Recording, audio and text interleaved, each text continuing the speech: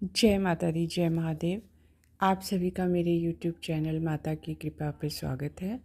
आप सभी को नवरात्रि की बहुत बहुत शुभकामनाएं। आपने माता रानी को अपने घर बुलाने की पूरी तैयारी कर ली होगी। 19 मार्च को नवरात्रि शुरू है। 6:52 से 7:43 तक का मुहूर्त सर्वश्रेष्ठ है। हो सके तो सभी इसी मुहूर्त पर घट स्थापना करें। और इसमें ये नहीं है कि इसी के बीच में ही आपकी पूरा होना चाहिए।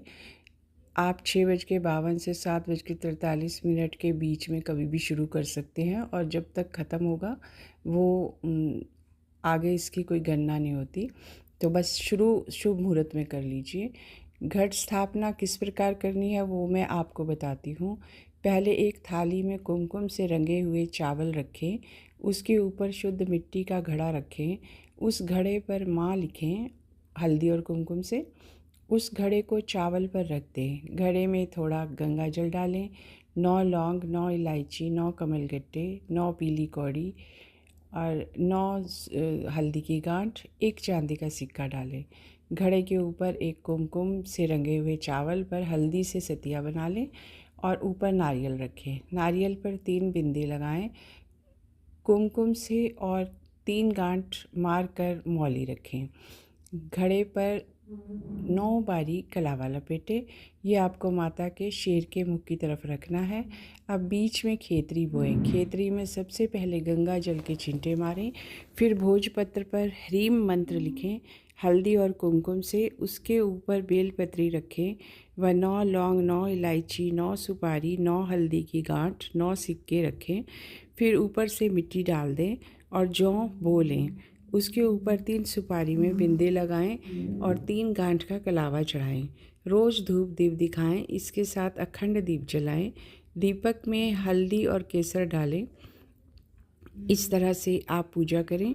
अब माँ को क्या भोग लगाएं ये भी मैं आपको बताती हूँ। पहली नवरात्रि को माँ को गाय का देसी घी का भोग लगता है।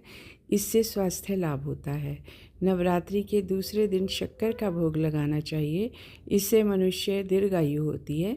तीसरी नवरात्रि को दूध व दूध से बनी चीज़ का भोग लगाएं। इससे दुखों से मुक्ति मिलती है।